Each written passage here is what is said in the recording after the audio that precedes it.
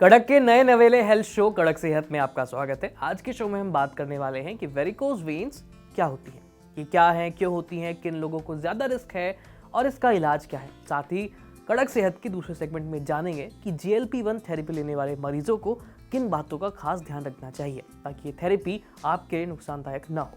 और कड़क सेहत के तीसरे सेगमेंट में जानेंगे कि किन 5 समस्याओं से परेशान लोगों को गन्ने का जूस नहीं पीना चाहिए। नमस्ते, मैं हूं आयुष और चलिए शुरू करते हैं आज का शो।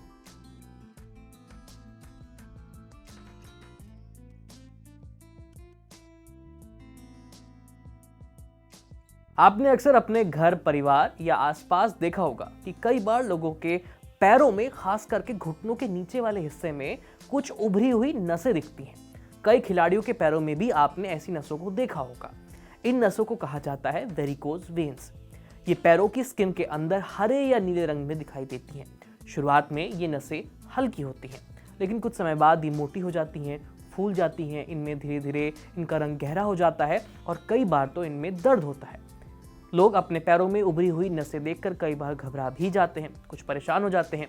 लेकिन क्या वाकई वेरिकोज वेन्स होना खतरनाक है, ये जानेंगे आज कड़क सेहत के इस एपिसोड में। साथ ही डॉक्टर से समझेंगे कि वेरिकोज वेन्स क्या है, ये क्यों होती हैं, किन लोगों में वेरिकोज वेन्स होने का ज्यादा रिस्क है और इनसे कैसे बचा जाए, और वेरिकोज वेन्स का इलाज क्या है। हाय, वेरिकोज वेन क्या होती हैं? पैरों में दिखने वाली वो छोटी छोटी नीले या हरे रंग की खून की नसें भी वेरिकोज वेन होती हैं। कभी कभी पैरों में ज्यादा देर खड़े होने की वजह से फूली हुई नसों के साथ पैरों में सूजन हो जाना, वो भी वेरिकोज वेन है। और इसी तरीके से कई बार पैरों में काले रंग के साथ साथ घाव हो जाने जो भर नहीं रहे बहुत समय तक, ये भी वेरिकोज वेन होते हैं।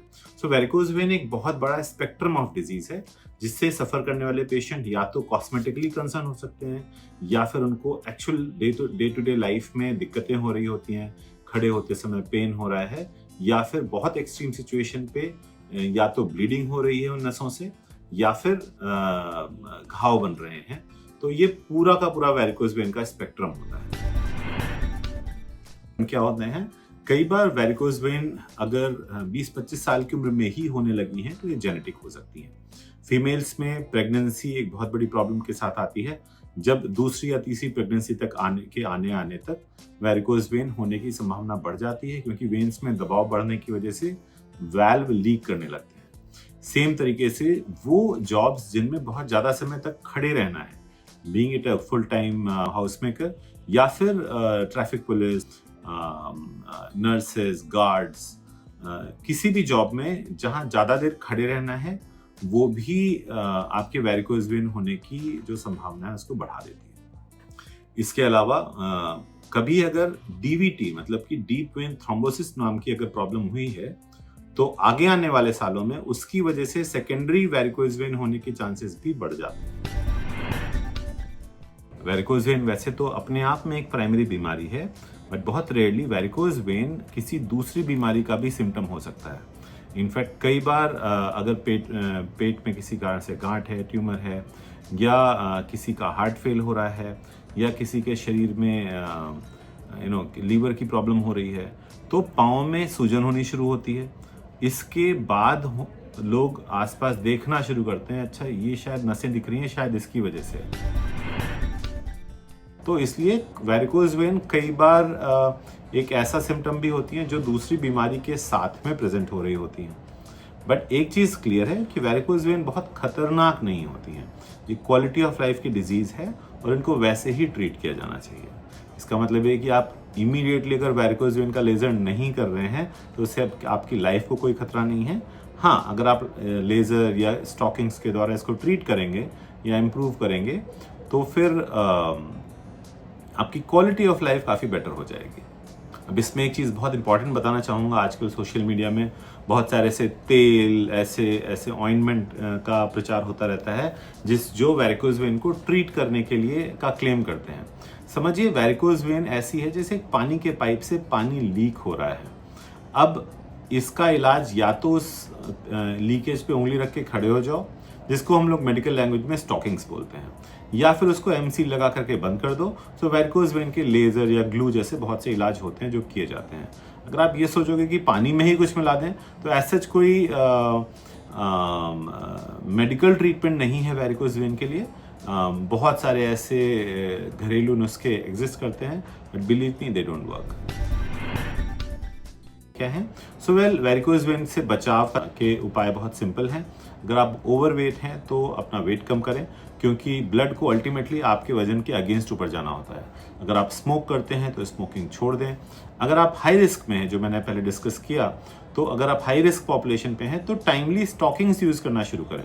स्टॉकिंग्स कॉस्मेटिक स्टॉकिंग्स नहीं, ये मेडिकल ग्रेड कंप्रेशन स्टॉकिंग्स होती हैं, जो जब आप पहनेंगे तो पंजे से लेकर के घुटनों तक आती हैं।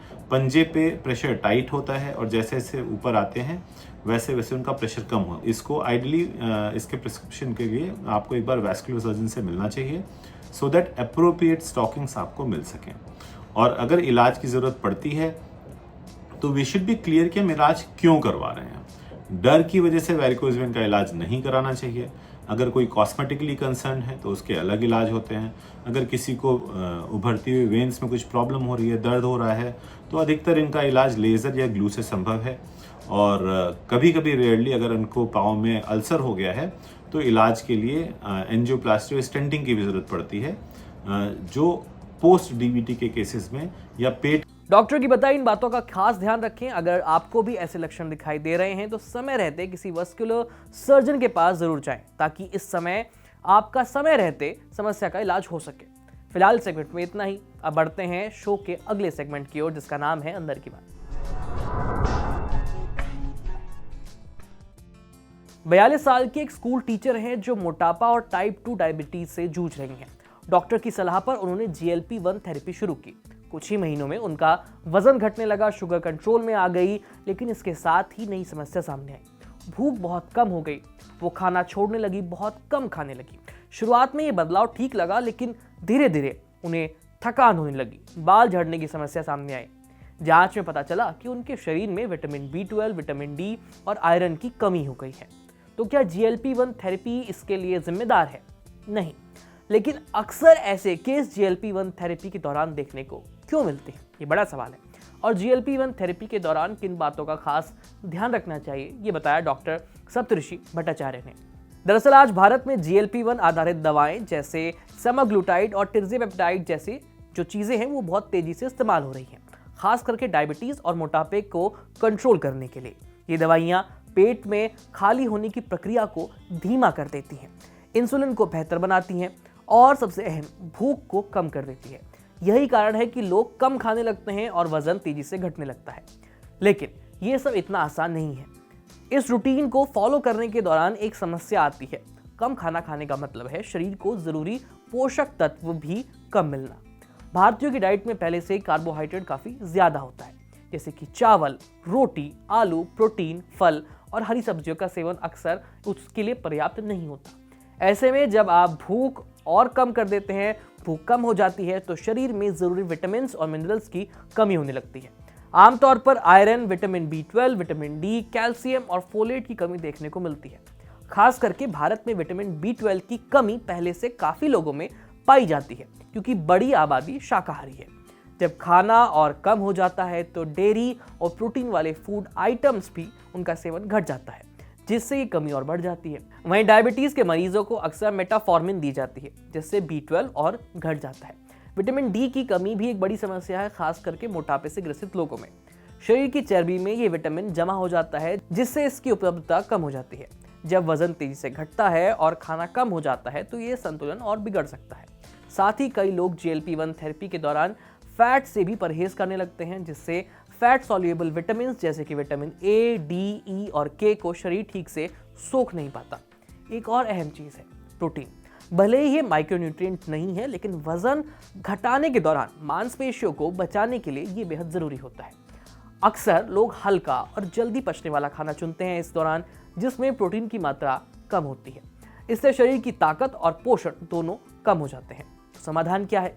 सबसे जरूरी चीज स्मार्ट न्यूट्रिशन।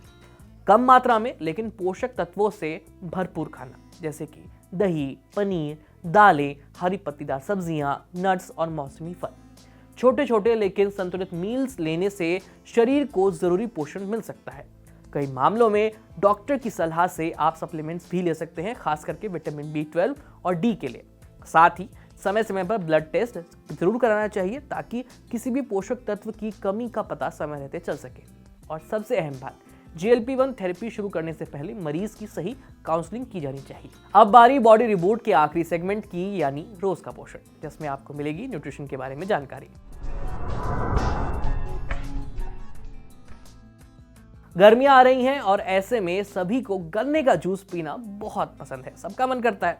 लेकिन गन्ने का जूस सबके लिए फायदेमंद नहीं होता। कुछ लोगों को गन्ने का जूस पीने से समस्या हो सकती है। डाइटिशियन लीमा महाजन के मुताबिक अगर आप इन 5 समस्याओं से जूझ रहे हैं तो आपको गन्ने का जूस नहीं पीना चाहिए, क्योंकि ऐसे में ये जूस आपके लिए नुकसानदायक हो सकता है। इन समस्याओं के बारे में लीमा ने अपने इंस्टाग्राम पोस्ट पर बात की है। लीमा के मुताबिक अगर आपको डायबिटीज है तो आप गन्ने का जूस मत पीजिए, क्योंकि एक गिलास गन्ने के जूस में 40 से 50 ग्राम तक शुगर होती है। इसका ग्लाइसेमिक इंडेक्स बहुत हाई होता है। जैसे ही आपके शरीर में जाएगा, आपका ब्लड शुगर बहुत तेजी से बढ़ेगा। इसके अलावा अगर आप वजन घटा रहे हैं या फिर आप मोटापे से जूझ रहे हैं तो आपको गन्ने का जूस नहीं पीना चाहिए, क्योंकि एक गिलास गन्ने के जूस में 150 से 180 किलो कैलोरीज होती हैं। साथ ही बहुत सारी चीनी भी होती है और फाइबर तो बिल्कुल भी नहीं होता। इसकी वजह से आपका कैलोरी इंटेक बढ़ जाएगा, जिससे आपकी जो वेट लॉस की जर्नी है वो बीच में रुक सकती है। इसके साथ ही अगर आप फैटी लिवर से जूझ रहे हैं तो आपको गन्ने का जूस नहीं पीना चाहिए, क्योंकि इसके अंदर मौजूद सुक्रोज है, जो शरीर में जाकर के टूटता है और ग्लूकोज और फ्रक्टोज में बदल जाता है। और शरीर में फ्रक्टोज होने से ये फैट के रूप में लिवर के अंदर जमा हो जाता है। इससे आपकी समस्या और बढ़ सकती है। इसके अलावा अगर आप किडनी की बीमारी से जूझ रहे हैं तो आपको गन्ने का जूस नहीं पीना चाहिए, क्योंकि इसके एक गिलास गन्ने के जूस में 250 से 350 मिलीग्राम पोटेशियम होता है, जो आपके ब्लड के अंदर जाएगा, जिससे आपकी किडनी उसको फिल्टर नहीं कर पाएगी और आपकी परेशानी और बढ़ जाएगी। साथ ही अगर आप IBS यानी इरिटेबल बाउल सिंड्रोम से जूझ रहे हैं या आपका पेट बहुत ज़्यादा सेंसिटिव है तो आपको गन्ने का जूस नहीं पीना चाहिए, क्योंकि इसके पीने से आपको ब्लोटिंग हो सकती है। साथ ही आपका पेट खराब हो सकता है। यानी अगर आपको ये सभी समस्याएं हैं तो आप प्लीज़ गन्ने के जूस को मत पीजिए। कड़क सेहत के इस एपिसोड में आज इतना ही। अच्छा, अगर आप डॉक्टर हैं या फिर आपका डॉक्टर से कोई सवाल है तो स्क्रीन पर दिख रही इस ईमेल आईडी पर अपना सवाल और अपने सुझाव हमें भेज दीजिए। ये वीडियो अगर आप फेसबुक पर देख रहे हैं तो हमारे फेसबुक पेज को लाइक कीजिए। यूट्यूब पर देख रहे हैं तो हमें सब्सक्राइब जरूर कर दीजिए और घंटी जरूर बजा दीजिए, ताकि जब भी हम नया वीडियो अपलोड करें तो आपको नोटिफिकेशन जरूर आए। मैं हूं आयुष, आपसे मिलते हैं अगले एपिसोड में। तब तक के लिए बाय बाय।